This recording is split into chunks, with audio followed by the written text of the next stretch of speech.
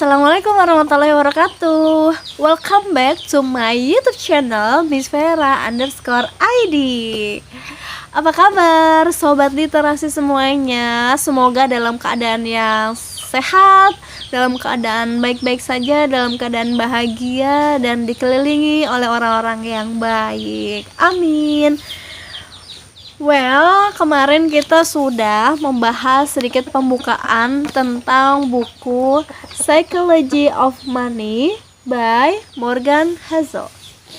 Ya, ini adalah buku yang bestseller banget, yang banyak banget di request, dan memang bukunya ini sudah terbukti laris ya di seluruh dunia. Sekarang kita bakal bahas di bab yang pertama. So, kita langsung masuk ke bab yang ditulis oleh Morgan Housel, yang kurang lebih di hasil translatannya yang berarti tak seorang pun gila. Artinya apa? Di sini ada sedikit penjabaran bahwa pengalaman pribadi Anda dengan uang barangkali menjadi 0,0000001% dari seluruh kejadian di dunia. Tapi mungkin 80% cara kerja dunia itu menurut Anda. Jadi seseorang bisa sangat berbeda 360 derajat dalam menilai uang, dalam mengelola uangnya, dan menginvestkan uangnya mau diapakan atau mau dikemanakan. Ya, jadi kita nggak bisa menjudge atau menghakimi atas pengetahuannya atau apa yang telah dilakukan. Mungkin yang orang lakukan tersebut adalah worth dan sangat berharga, sangat berarti, dan dia paling paham soal itu, dan dia menghasilkan dengan cara itu. Ya kita nggak bisa menganggap itu salah, karena mungkin kita berpikir cara yang paling tepat untuk menghasilkan uang banyak atau mengelola uang adalah dengan cara yang B misalnya. Ya, itu nggak salah juga. Jadi kita nggak bisa menjudge atau menilai seseorang mana yang lebih baik, mana yang lebih tepat untuk mengelola uangnya. Itu balik lagi nanti ke histori, prinsip, dan pengetahuan dari orang tersebut. Kalau si Morgan Housel di sini menyatakan bahwa izinkan saya memberitahu Anda suatu masalah. Boleh jadi itu akan membuat Anda merasa lebih baik mengenai apa yang Anda lakukan dengan uang Anda, dan kurang menghakimi apa yang orang lain lakukan dengan uangnya. Orang melakukan beberapa hal gila dengan uang, namun tak seorang pun gila. Menurut kita gila, tapi belum tentu menurut dia gitu. Paham ya? Jadi kalau menurut Morgan Housel ini, orang dari berbagai generasi dibesarkan berbagai orang tua dengan berbagai pendapatan dan menganut berbagai nilai di berbagai bagian dunia, lahir di berbagai ekonomi, mengalami berbagai pasar tenaga kerja dengan berbagai insentif dan berbagai nasib, mendapat berbagai pelajaran. Jadi masing-masing history life-nya seseorang itu berbeda ya. Kita dilahirkan di mana, bersama orang tua yang seperti apa, background pendidikan kita bagaimana, keadaan kehidupan kita saat itu akan menentukan bagaimana kita menilai soal uang. Lanjut, Morgan Housel menuliskan di sini, semua orang punya pengalaman unik mengenai cara kerja dunia. Yang Anda alami langsung lebih meyakinkan daripada yang Anda pelajari secara tak langsung. Pastinya betul. Jadi kita semua, Anda, saya, atau semua orang yang menjalani kehidupan dengan menganut satu set nilai mengenai cara kerja uang yang sangat beragam dari orang ke orang. Yang tanpa gila bagi Anda boleh jadi itu masuk akal bagi saya. Orang yang tumbuh dalam kemiskinan berpikir mengenai resiko dan imbalan dengan cara-cara yang tak bisa dimengerti oleh anak bankir kaya. Orang yang tumbuh ketika inflasi tinggi mengalami sesuatu yang tak pernah dialami oleh orang yang tumbuh ketika harga stabil. Pialang saham yang kehilangan segalanya selama depresi besar mengalami sesuatu yang tak bisa dibayangkan pekerja teknologi yang menikmati kejayaan di akhir 90-an. Orang Australia yang belum pernah mengalami resesi dalam 30 tahun telah mengalami sesuatu yang belum pernah dirasakan oleh orang Amerika, dan seterusnya, and so on. Jadi daftar pengalamannya yang tak berujung. Anda tahu ada hal-hal mengenai uang yang saya tak ketahui pastinya. Begitu juga sebaliknya. Apa yang kamu alami tentang uang belum tentu aku alami, pun sebaliknya. Jadi, Anda menjalani hidup dengan berbagai kepercayaan, tujuan, perakiraan yang berbeda dengan saya. Itu bukan karena salah satu di antara kita ada yang lebih cerdas, no. Atau mungkin karena orang lain itu punya informasi yang lebih bagus, bisa jadi. Tapi itu yang jelas adalah karena kita menjalani hidup yang berbeda, dibentuk pengalaman yang berbeda, tapi sama meyakinkannya. Kita sama-sama yakin bahwa ini yang paling tepat, yang terbaik, yang paling menghasilkan uang menurut kita. Pengalaman pribadi Anda dengan uang barangkali menjadi 0,00 sekian persen dari seluruh kejadian di dunia. Tapi mungkin 80% cara kerja dunia menurut Anda. Jadi orang-orang yang sama pintarnya bisa tak sependapat mengenai bagaimana dan mengapa resesi terjadi, bagaimana kita harus menginvestasikan uang, apa yang harus diprioritaskan, dan banyak resiko yang harus diambil, and so on.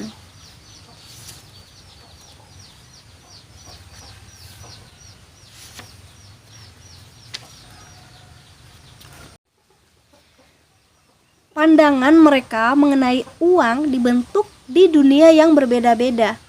Dan ketika itu terjadi, pandangan mengenai uang yang dianggap konyol oleh sekelompok orang bisa masuk akal untuk kelompok yang lain. Beberapa tahun yang lalu, The New York Times membuat artikel mengenai kondisi kerja pabrik elektronik yang besar di Foxconn, Taiwan. Kondisinya sering buruk. Wajar kalau pembaca marah, namun ada satu tanggapan menarik bagi artikel itu dari keponakan yang bekerja di Tiongkok. Dia menulis di bagian kolom komentar. Ini contoh kenyataan yang menarik ya. Seseorang tersebut menuliskan di kolom komentar, "Bibi saya bekerja beberapa tahun di tempat yang orang Amerika sebut sweet shop. Pekerjaannya berat, jam kerja panjang, dan gaji kecil. Kondisi kerja yang buruk. Anda sekalian tahu apa yang bibi saya lakukan sebelum bekerja di salah satu pabrik itu? Dia menjadi pelacur. Bekerja di sweet shop itu lebih baik dibandingkan kehidupannya yang dulu, menurut saya. Saya tahu bibi saya lebih memilih dieksploitasi oleh bos kapitalis yang jahat demi beberapa dolar daripada tubuhnya dieksploitasi beberapa orang demi uang yang lebih sedikit lagi. Makanya saya kesal dengan pemikiran banyak orang Amerika. Kami tak punya kesempatan yang sama dengan orang Barat. Infrastruktur pemerintah kami berbeda, negaranya beda. Ya, bekerja di pabrik itu berat. Bisakah lebih baik? Ya, tapi hanya kalau dibandingkan dengan pekerjaan di Amerika." Saya tidak tahu bagaimana harus menanggapinya. Morgan Housel menulis di bukunya, "Sebagian diri saya ingin membantah keras, sebagian lain ingin memahami. Namun komentar itu adalah contoh bagaimana pengalaman yang beda bisa mengarah ke pandangan yang sangat berbeda dalam topik yang menurut satu pihak seharusnya hitam putih. Setiap keputusan yang dibuat orang dengan uang dibenarkan dengan menggunakan informasi yang mereka punya pada saat itu, yang dimasukkan ke model mental untuk mengenai cara kerja dunia. Orang bisa salah informasi atau mendapat informasi yang tak lengkap atau tak jago matematika, dibujuk pemasaran busuk, tak tahu apa yang dilakukan, salah menilai konsekuensi tindakan, dan banyak sekali. Namun semua keputusan keuangan yang dibuat itu masuk akal bagi mereka pada waktu dibuat dan yang paling cocok dengan semua yang harus dicocokkan. Mereka bercerita kepada diri sendiri mengenai apa yang mereka lakukan dan mengapa mereka melakukannya. Dan cerita itu dibentuk pengalaman unik mereka sendiri. Contoh lain lagi ya. Tiket lotre. Mungkin bagi sebagian besar orang kita, terutama orang Indonesia mungkin yang berada di kelas menengah ke atas ya, itu jarang banget terdengar ada orang yang menggadaikan uangnya atau terus-menerus membeli sebuah lotre demi kaya, demi untuk mendapatkan uang yang lebih banyak. Namun hal ini nyata terjadi di orang-orang Amerika contohnya. Mereka menghabiskan uang lebih banyak untuk tiket lotre daripada nonton film, bermain game, video, musik, olahraga, buku, dan lain-lain. Siapa yang suka beli lotre? Yaitu sebagian besarnya dari orang miskin di Amerika. Rumah tangga berpendapatan terendah di Amerika Serikat rata-rata menghabiskan $412 per tahun untuk tiket lotre. 4 kali jumlah pengeluaran yang sama di kelompok pendapatan tertinggi. 40% orang Amerika tidak bisa menabung uang $400 untuk dana darurat. Artinya, mereka yang membeli tiket lotre sampai $400 biasanya adalah orang-orang yang berkata tidak bisa menabung $400 untuk dana darurat. Jadi mereka membuang jaring pengaman untuk sesuatu yang peluang untung besarnya itu 1 dari sekian juta. Jadi harusnya uang yang dia punya bisa dia simpan menjadi dana darurat yang nominalnya kurang lebih $400 per tahun. Tapi mereka lebih memilih menghabiskan $400 itu untuk membeli tiket lotre yang hasilnya sangat jauh, mungkin peluangnya sangat kecil seperti itu. Tapi mereka tetap melakukannya. Kenapa? Mungkin hal itu tuh tampaknya aneh dan gila buat kita yang kita tidak menganggap itu baik dan benar gitu. Dan tapi kita nggak berada di keadaan orang tersebut, jadi kita nggak bisa menjudge kenapa orang tersebut tuh melakukan hal tersebut gitu. Jadi kalau kita mencoba untuk memahami, bayangkan sesuatu seperti ini. Mereka hidup dari gajian ke gajian dan tidak ada yang tersisa untuk ditabung. Prospek gaji jauh lebih tinggi tampak di luar jangkauan. Mereka tidak bisa melancong untuk liburan, tidak bisa beli mobil baru, tidak bisa ngambil asuransi kesehatan, nggak bisa beli rumah di lingkungan yang aman. Mereka juga nggak bisa biayain anak kuliah tanpa berutang besar. Sebagian besar hal yang sudah dipunyai atau bisa dipunyai oleh orang-orang yang mungkin punya buku keuangan, sedangkan mereka nggak punya. Mereka anggap beli tiket lotre adalah salah satu-satunya bahkan satu-satunya waktu dalam hidup mereka ketika mereka bisa memegang mimpi yang seolah nyata untuk mendapat barang-barang yang bagus yang orang lain sudah anggap biasa gitu. Jadi mereka rela membayar mimpinya dengan lotre tersebut. Dan boleh jadi Anda tak mengerti karena hidup Anda ini, hidup yang orang lain di luar itu menganggap mereka sudah hidup dalam mimpi gitu. Jadi artinya mereka itu membeli mimpinya lebih banyak dengan menggunakan lotre. Jadi